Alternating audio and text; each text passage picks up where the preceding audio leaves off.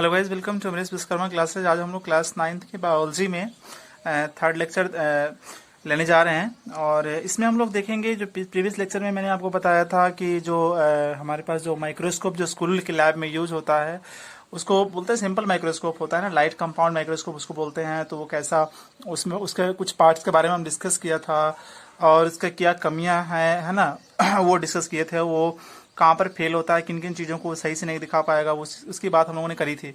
आज हम लोग जानेंगे इलेक्ट्रॉन माइक्रोस्कोप, जिसको ईएम कहते हैं। तो ये 1931 में इसका आविष्कार हुआ था, इन्वेंट हुआ था। आप यहाँ ध्यान देंगे, जो इलेक्ट्रॉन माइक्रोस्कोप होता है उसमें लाइट का यूज नहीं करते हैं, उसमें हम लोग इलेक्ट्रॉन रेज का उपयोग करते हैं। जैसे जो सिंपल माइक्रोस्कोप होता है, जो प्रीवियस लेक्चर में हम बात किए थे, लाइट कंपाउंड माइक्रोस्कोप, उसमें लाइट का यूज करते हैं। तो लाइट का यूज करने की बजाय इसमें हम लोग बीम ऑफ इलेक्ट्रॉन, यानी कि आप ऐसा समझें कि इलेक्ट्रॉन पुंज का इस्तेमाल करते हैं, इलेक्ट्रॉन रेज का इस्तेमाल करते हैं, इलेक्ट्रॉन किरण का इस्तेमाल करते हैं। इसमें इलेक्ट्रोमैग्नेट का भी इस्तेमाल किया जाता है, इलेक्ट्रोमैग्नेट का इस्तेमाल किया जाता है। इलेक्ट्रोमैग्नेट जो है का इस्तेमाल क्यों करते हैं कि इसलिए करते हैं ताकि इलेक्ट्रॉन जो है ना, इलेक्ट्रॉन जाएगा सीधे ऑब्जेक्ट पर, जिस चीज़ को हमको देखना है। इलेक्ट्रॉन माइक्रोस्कोप में जिस चीज़ को हमको देखना होता है उस पर हम लोग क्या करते हैं कि इलेक्ट्रॉन भेजते हैं। तो इलेक्ट्रॉन भेजने का काम कौन करेगा? इलेक्ट्रोमैग्नेट क्या करेगा? इलेक्ट्रॉन को वहाँ भेजेगा, ठीक है ना। और वो इलेक्ट्रॉन को भेजेगा और फिर इलेक्ट्रॉन का एक अच्छी सी इमेज जो है निकल कर बाहर आएगी। तो इलेक्ट्रॉन माइक्रोस्कोप का आप इलेक्ट्रोमैग्नेटिक लेंस भी आप कर सकते हैं। ये काफ़ी पावरफुल होता है। ये किसी भी छोटी चीज़ को कितना बड़ा करके दिखा सकता है, 1 lakh time to 3 lakh time, यानी कि 1 लाख से 3 लाख गुना बड़ा करके उसको दिखा सकता है। जैसे मान लिया जाए कि मैंने यहाँ एक छोटा सा फुल स्टॉप दिया है, ठीक है।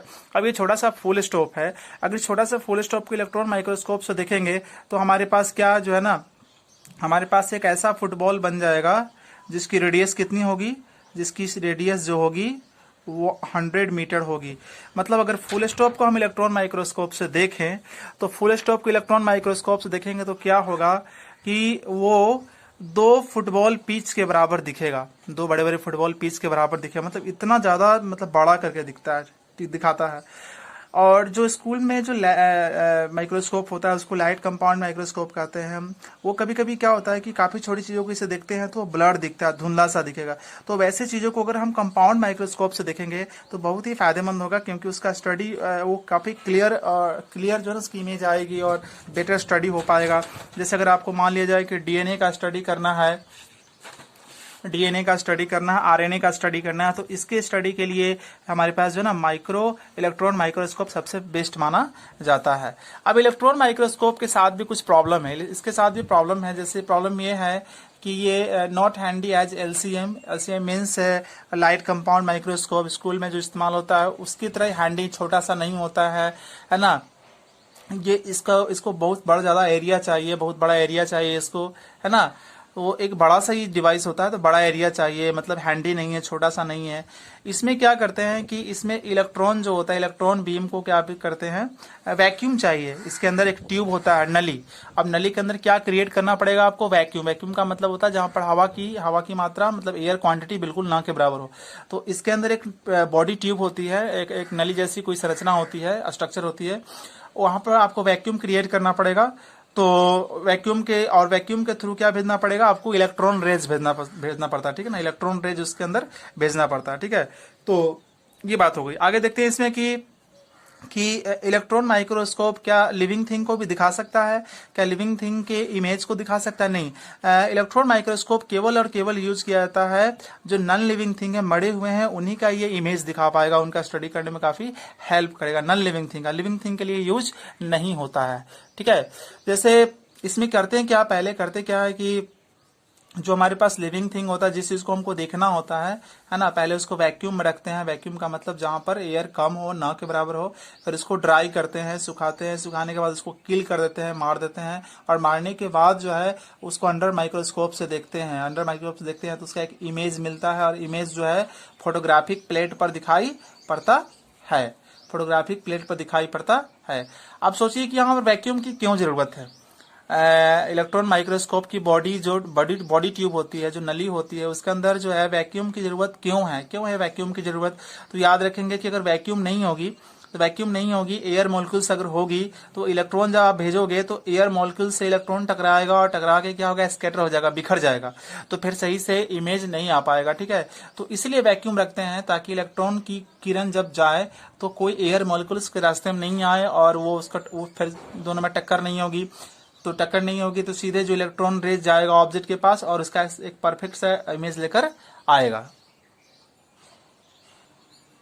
अभी हम लोग देखते हैं कि जो हमारे पास जो इलेक्ट्रॉन माइक्रोस्कोप होता है वो दो तरह का होता है। एक को बोलते हैं स्कैनिंग इलेक्ट्रॉन माइक्रोस्कोप ACM और दूसरे को बोलते हैं ट्रांसमिशन इलेक्ट्रॉन माइक्रोस्कोप TEM।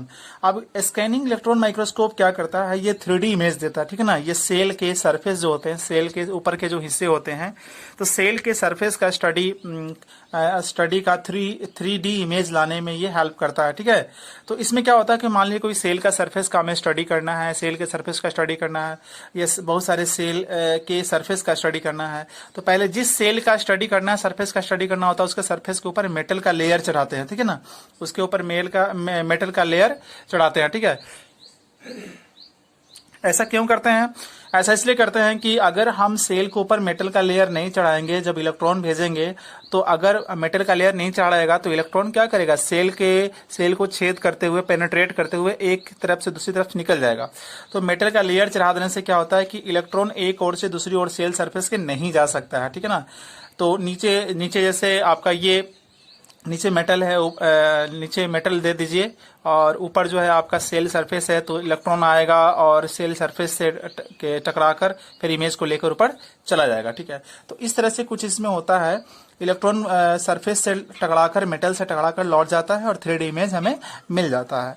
अब रही बात कि इसका जो है सेकेंड टाइप की तरफ अगर बढ़े तो उसको बोलते हैं ट्रांसमिशन इलेक्ट्रॉन माइक्रोस्कोप TEM। अब ट्रांसमिशन इलेक्ट्रॉन माइक्रोस्कोप TEM क्या होता है, तो इसकी हेल्प से हम लोग क्या करते हैं, सेल के अंदर के पार्ट को देखते हैं। सेल के अंदर के बहुत सारे पार्ट्स होते हैं, जब सेल पढ़ाएंगे तो वहां ध्यान दीजिएगा। तो इंटरनल सेल स्ट्रक्चर को देखने में काफी हेल्प होता है। यहाँ ध्यान दीजिए कि स्कैनिंग इलेक्ट्रॉन माइक्रोस्कोप में जिस चीज को हमें देखना होता है तो उसका पतला स्पेसिमेन, उसका पतला मतलब सरफेस बनाना कोई जरूरी नहीं है। मोटा सरफेस को भी देख सकते हैं, पतला को भी देख सकते हैं, बट आपको ट्रांसमिशन इलेक्ट्रॉन माइक्रोस्कोप में जब किसी चीज को देखना होगा तो उसका सरफेस को आप बहुत ही पतला बनाएंगे। ठीक है ना, पतला बनाएंगे। यहाँ पर भी इलेक्ट्रॉन के रेज भेजी जाती है, इलेक्ट्रॉन की रेज भेजती है और उस चीज से क्या करता है कि वो टकराकर जो है एक ब्राइट सा इमेज हमें फोटोग्राफिक प्लेट पर प्राप्त होता है। तो गाइस इस तरह से हम लोगों ने बेसिक चीजें देख ली है और अगली क्लास में हम लोग सेल का स्टडी करेंगे, सेल और सेल के डिफरेंट पार्ट का।